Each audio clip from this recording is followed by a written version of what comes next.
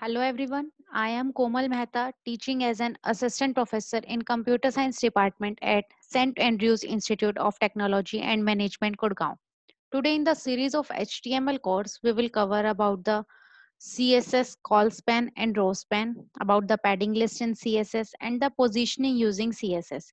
As I already discussed in my previous video about the CSS basic concepts, how we will use CSS, what are the basic structure or a syntax of a CSS, what are the necessity of the CSS instead of the HTML. So let's discuss about some another properties of a CSS. Firstly, the call span or a cell span, we can say, with the columns as well as rows. So that will done with the help of column span and the row span. Firstly, we will discuss about the column span, how to add a cell that span into multiple columns, because there are so many scenarios in which we have to insert multiple values of a one field. So that will done with the help of column span. So how can we create in a tabular format? That will be mentioned in the CSS.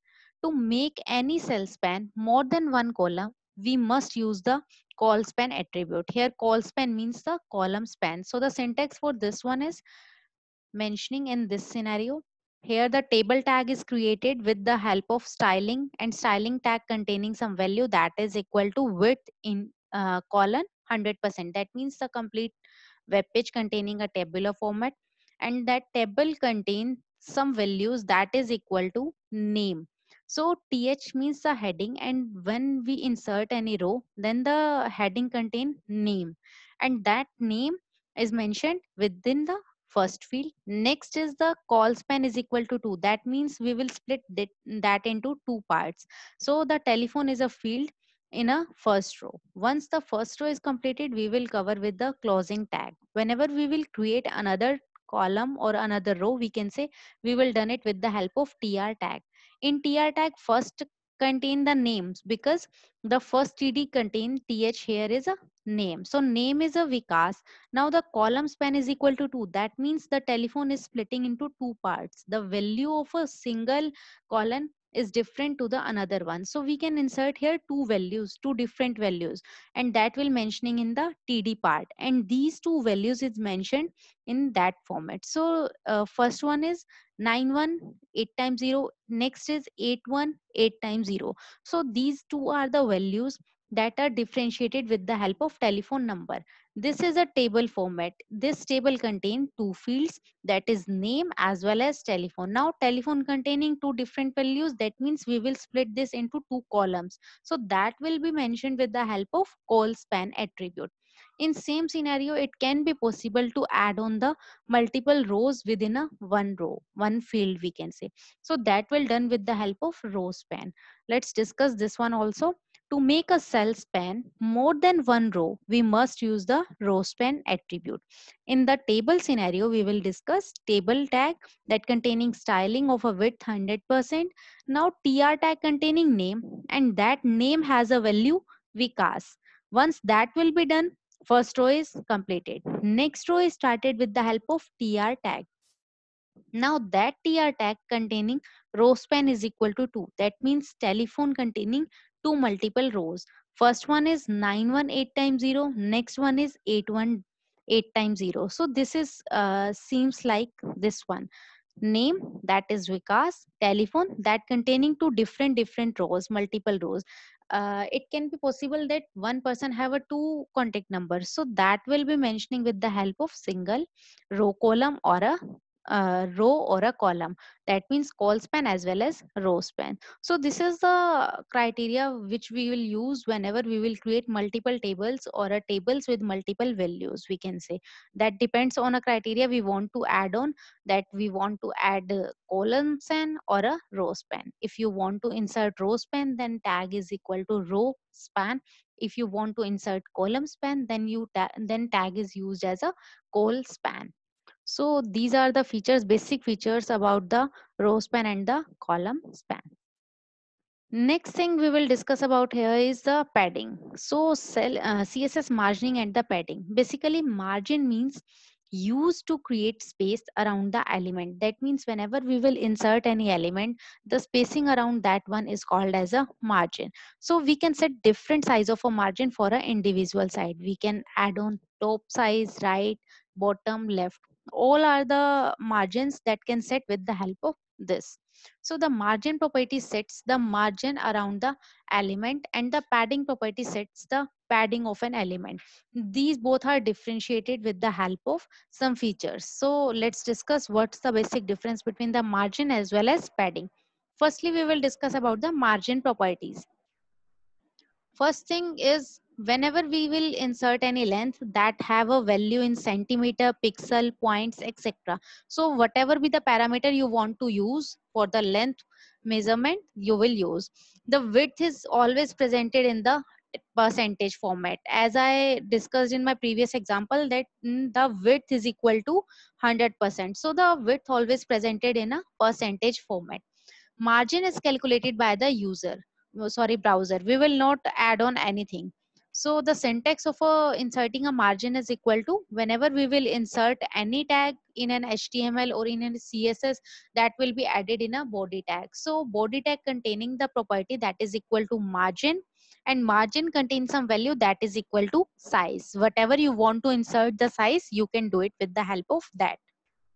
Once that will be done, you can close the margin by the terminator that is called a semicolon. Whenever you will apply any property to the ordered or unordered list, the spacing around the list can be adjusted. We can adjust on the basis of requirement in ordered or unordered list. So CSS padding are used to create space around the element inside any defined border, because margin is basically the gapping between the spacing between them, but the CSS padding deals with the spacing around the element within a particular border. So the restriction is already there, still the space we want to insert for the element and the border, that is called as a padding. So we can differentiate padding with the help of top, right, left, bottom in same scenario as of margin.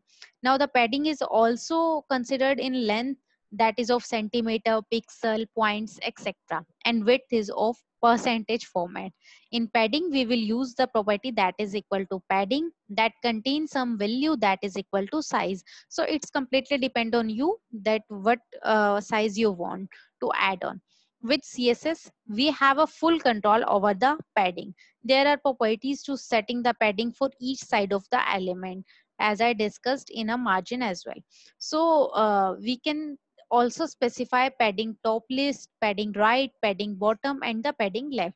So that depends what type of space you want in your document. If you want top document spacing, then use the padding top.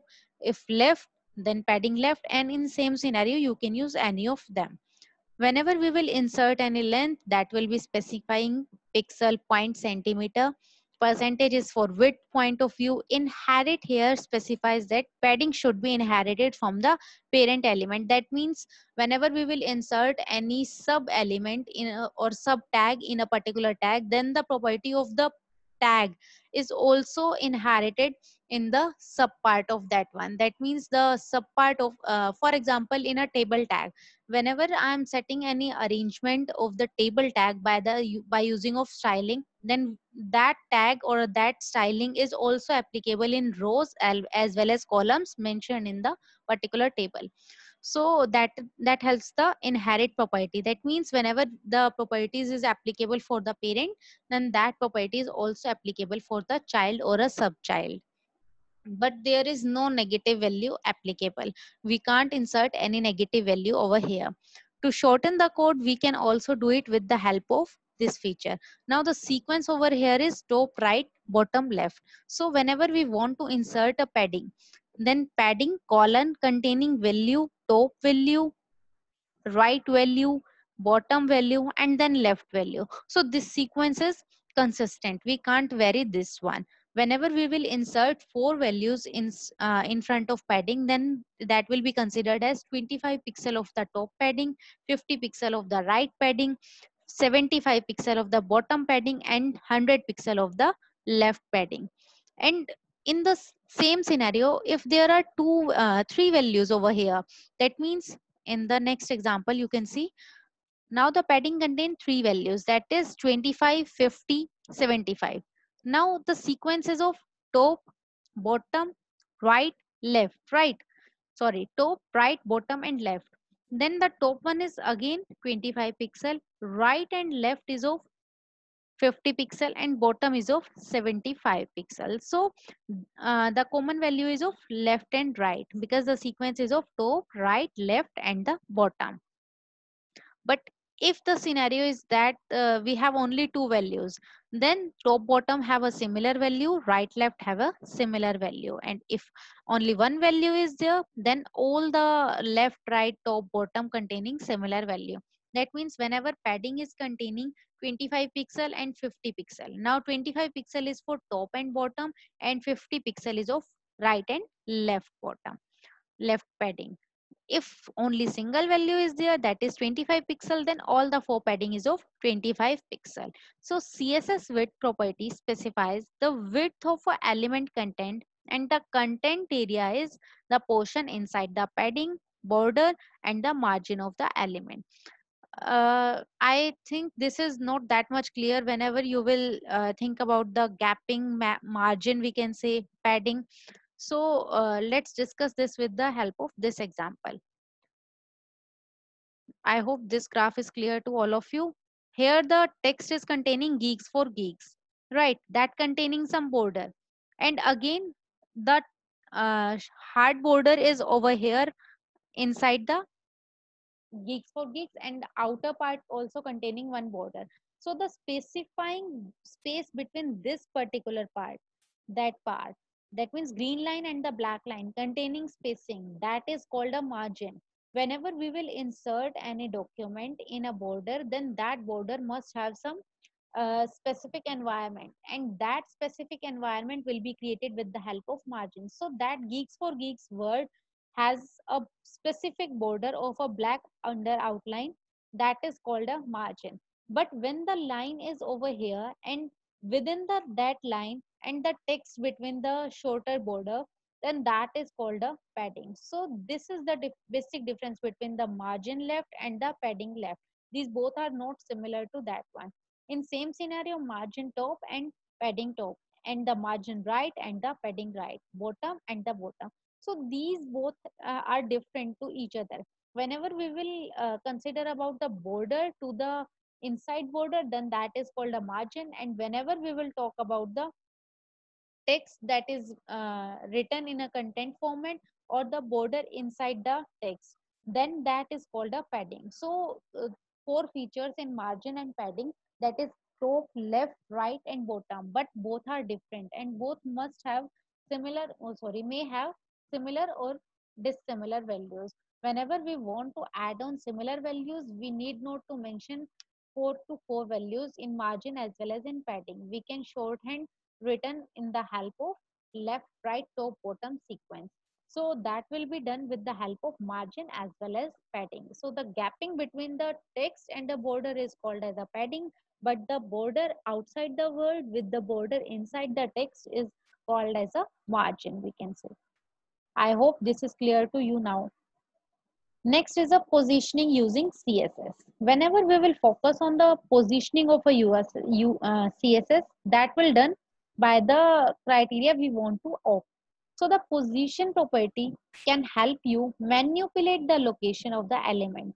For example, that can be vary according to the user requirement. So let us suppose here dot element. Now one thing you have to focus over here is whenever we will add on dot element, then that is representing as a class. As I already discussed in my previous video, that whenever we want to add on any styling sheet in a selector, then if you want to upload it in a class format, then you have to add on the dot and then the class name. So element must be a class name and that dot representing the class. So this particular class containing the positioning of a relative and the top spacing is of 20 pixels. So relative to its original position, the element above will be nudged down from the top by the 20 pixels. So value of the position can vary according to the requirement. First thing is static. Every element have a static position by default. So the element will stick to the normal page flow. If there is left, right, top, bottom, J index set, then there is no effect on that element because we will not add on anything. That is the static one, that is fixed one by default. Next is a relative. Relate an element original position remains in the flow of document just like the static value. But now left, right, top, bottom, J index will work. The positional property is null. The element from the original position in that direction. That means relative is called as a reference, we can say. If I'm saying if I'm saying there are 10 stairs, let us suppose, right? And now I am at fifth one and I want to reach at the top. So what is the relative position to reach at the top? That is equal to 5. Why so? Because I need 5 more steps to move and then I reach to the destination, right? But if I am taking about the actual example of the 10 stairs and I am at 5, but I want to find out how many stairs will be there to reach at the destination in a static scenario. Then the value is equal to 10. Why so? Because we will not consider what is the current position of us. We will only discuss about the what is the starting point, what is the destination point. That criteria is the static one. I hope the static and the relative concept is clear to you. Relative means we will consider from the current position, but in static scenario, we will discuss about the initial and the destination point, not discussing about the actual or a current position, we can say.